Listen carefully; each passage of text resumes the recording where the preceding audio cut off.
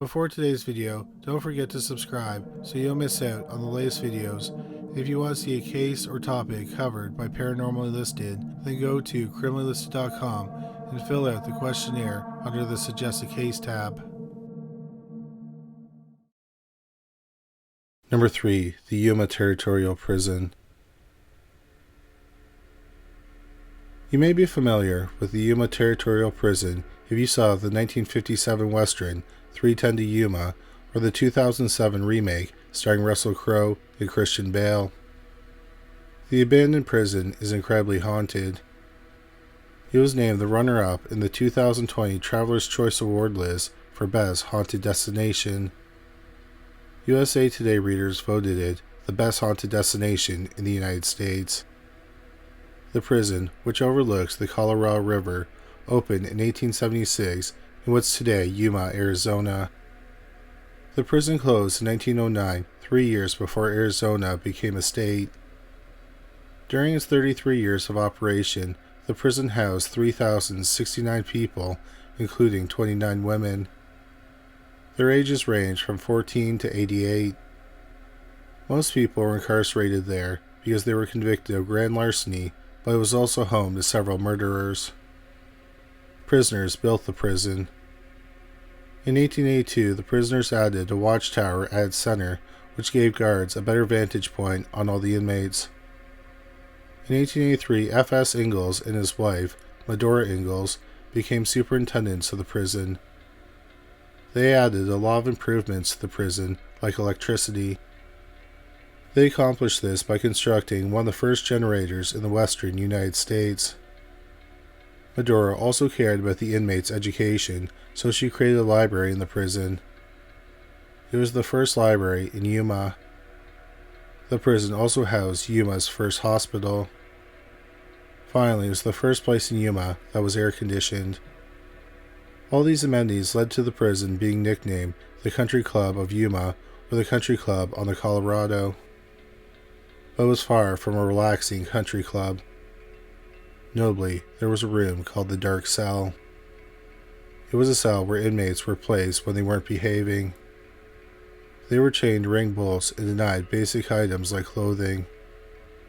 They were only provided bread and water for sustenance.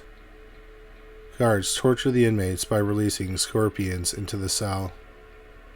The Dark Cell took such a mental toll on 2 inmates that they had to be taken to a mental health facility after their stint in the Dark Cell was over. On another occasion, a reporter wanted to see if the Dark Cell was as horrible as described, and she decided to spend 48 hours in there. The reporter lasted 37 hours chained up and consumed only bread and water, just like the inmates. She wanted to be let out because she had the disturbing feeling that she was not alone in the cell. One inmate, John Clay, was chained up in the Dark Cell for 104 days. It was the most consecutive days anyone ever spent in there. During the 33 years the prison housed inmates, there were several riots and escape attempts, 1 suicide, and 111 people died, many from tuberculosis. Ultimately, the prison closed its doors in 1909 due to overcrowding, and in 1961, it became a historic park. However, it seems the ghosts of many of the inmates are still hanging around. People have reported the sounds of footsteps and chains. They have also heard people calling for help and an eerie voice saying, "Get out." Some people have also heard music played by the Yuma Prison Band. Along with these events, 2 ghosts seem to be making repeat appearances at the prison.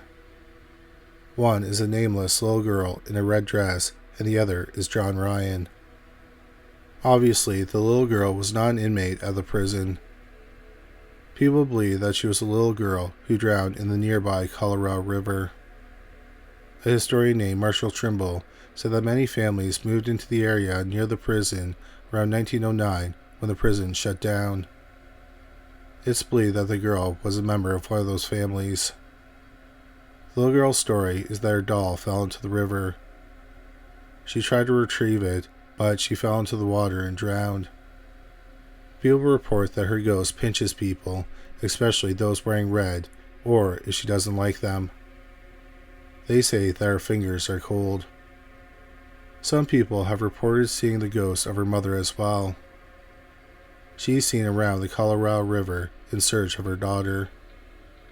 The second ghost, John Ryan, was an inmate at the prison around 1900, and he was accused of committing crimes against nature, which is a sexual offense. Ryan was a very unpopular inmate. He supposedly took his own life in cell 14. In cell 14, people are reported feeling cold chills and shivers go through their bodies. Number 2. The Cambria County Prison. The Cambria County Prison is on North Center Street in Ebensburg, Pennsylvania. The prison was built in 1872, and it has Gothic-style architecture. The prison was open for 127 long years, closing in 1999. Like Yuma, it was co-ed, having a wing dedicated entirely to women. One of the most notable features of the prison is the gallows. 11 men were hanged on the gallows. People think that the executed inmates are a major source of the paranormal activity in the prison. People have reported seeing dark figures lurking about the prison. They also hear voices, footsteps, and doors slamming when no one is around. Supposedly, 2 main ghosts haunt the abandoned prison. They are former prisoners Michael "Smitty" Smith and Jacob Hauser. Smith was a prisoner in 1884. He was on death row for murder. However, the day before he was hanged, he somehow managed to escape. He left a note for the warden, stating that they would never see him again. The escape baffled the prison officials. They have no idea how he scaled the 22-foot walls that surrounded the prison. Not everyone is convinced that Smith completely escaped the prison. In an episode of Paranormal Lockdown, ghost hunters Nick Roth and Gertrude Weidman investigate Smith's former cell. They used a geoport device to communicate with whoever was haunting the cell. They asked whose cell they were in, and the device replied, "Mine." They asked him where he was, and he replied, "Down in dungeon." The ghost hunters went into the basement and heard even more strange noises. Groff also saw some sort of figure walk by them in the dark basement. The other ghost, Jacob Hauser, was in prison for slaughtering his wife and his mother-in-law with a machete. While he was waiting for his execution, the prison built a new gallows to hang him. People purchased tickets to watch his execution. He was hanged in February 1906. According to newspaper accounts of the execution, the double murderer's body twitched as he was hanging. Hauser's ghostly presence is often felt in the prison. People say he has a cold touch. When the prison was open, guards would see a figure, but when they approached it, it disappeared. Number 1. The Eastern State Prison. The Eastern State Prison in Philadelphia, Pennsylvania, opened in 1829 and closed in 1971, 142 years after its opening. During its nearly century and a half of operations, 70,000 people were incarcerated there. The Eastern State Prison was lucky enough to have central heating and running water before most of the country, even before the White House. When it was constructed, it was one of the largest public buildings in the United States. It was also one of the most expensive construction projects. The prison was designed twice over, once in the physical sense in terms of the building itself, and once for the approach they took to incarceration. The shape of the building has been described as a wagon wheel. The guards are stationed in the center, and the cell blocks are the spokes. The design was revolutionary. A state report from 1835 said that the prison, quote, identified with our national honor and reputation, unquote, and that the design should garner, quote, the admiration of the whole civilized world, unquote. Since its construction, over 300 prisons worldwide have been based on the same wagon wheel design. The approach to incarceration was also considered revolutionary, but ultimately it turned out to be very problematic. The ideological approach became so famous that it was nicknamed the Pennsylvania System. One of the system's main tenets was that people are inherently good and that prisons should be a place to reflect, but this must be done in isolation. Part of this ideology was that people would become penitent in the system, and that's where the word penitentiary comes from. The time alone for reflection is what we now call solitary confinement. The inmates were alone in their cells for 23 hours and only had 2 30-minute breaks outside their cells for exercise. Inmates weren't allowed to speak to anyone except for the guards and the captain. Also, the prisoners were forced to wear hoods. Initially, there were no eye holes in the hoods. Eye holes were only introduced after 61 years, around 1890. The hoods prevented inmates from speaking to and identifying each other. It also prevented them from knowing too much about their surroundings, making escape planning incredibly more difficult. Finally, the hoods protected the inmates' identities so they wouldn't face discrimination after they were released. Prison officials took isolation very seriously. They weren't even allowed to receive letters or visitors. The only light that came into the cells were from a slit window in the ceiling called the Eye of God. Finally, their only reading material was the Bible. At the time, many people heralded the system as an excellent blueprint for prison institutions. Tourists, as well as government leaders, used to visit the prison. It was actually a popular tourist spot. In 1858, they had 10,000 visitors. One of those visitors was British author Charles Dickens, who visited in 1842. He disagreed with the prevailing idea that the prison was great. He wrote, quote, "The prison is rigid, strict, and hopeless solitary confinement, and I believe it, in its effects, to be cruel and wrong," unquote. Prison officials stopped using solitary confinement in 1913, but it wasn't out of the goodness of their hearts. It was because they needed to bunk inmates together because they were out of space. Then in 1924, they built a mess hall where inmates ate together. Beyond the isolation, the inmates were also tortured in several ways. One of those torturous devices was the water bath. They were submerged in a tub and then hung outside in the winter. This led to the death of several inmates.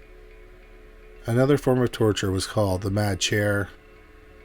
Inmates were strapped to the chair so tightly that circulation to their limbs was cut off.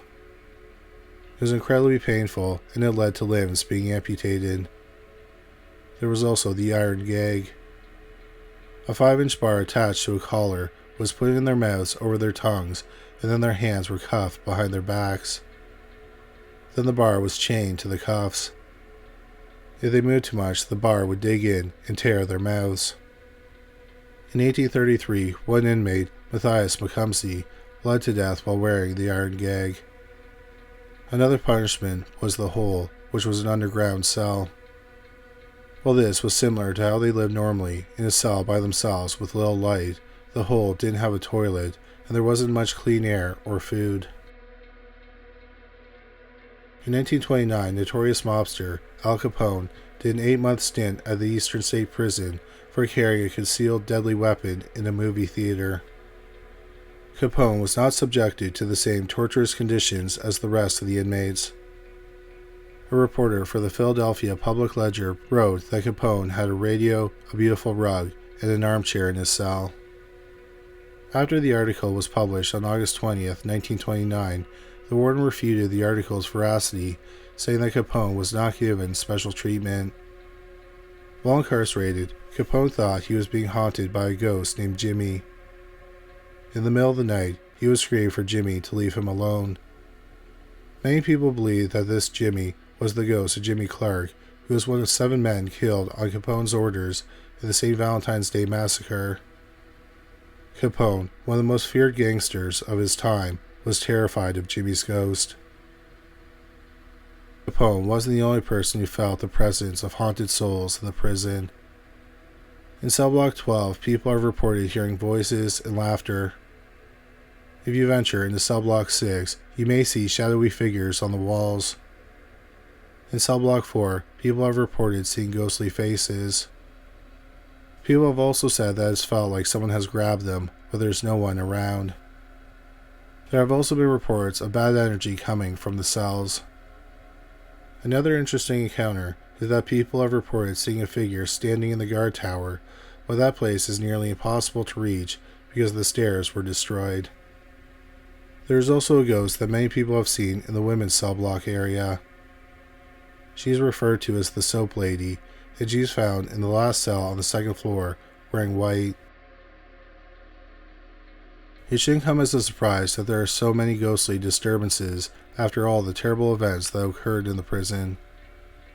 Not just the torture, 2 guards were killed there, and many inmates and other people died from disease, suicide, and natural causes. So there are many ghosts of people roaming the hallways who had an awful experience there. Maybe they just want their voices to be remembered. If that's the case, then maybe they're making some progress. The city of Philadelphia took ownership of the prison in 1980, which was then given to the Philadelphia Redevelopment Authority. In the early 1990s, the prison became a historical landmark. In 1994, the prison opened as a museum and started conducting daily tours. The museum's mission is to discuss the history of incarceration and the problems with the criminal justice system in the United States. Perhaps this will ease the restlessness of the ghosts that haunt the Eastern State Prison. If you are interested in visiting the prison, we suggest you do in the autumn because they host Halloween nights with 5 haunted houses in different areas of the prison. Thank you so much for watching this video. We hope you found it interesting. If you did find it interesting, please make sure you subscribe. We'll have a new video about the paranormal every week. If you just discovered this channel, please make sure you check out our other channel, Criminally Listed. We have over 325 videos featuring bizarre but true crime stories. You can find it at youtube.com/criminallylisted. We also have a podcast about cold cases that were eventually solved called Criminally Listed Presents Into the Killing. You can find it on Stitcher, Spotify, Amazon Music, and anywhere you find great podcasts. But that's all for today. Thanks again for watching.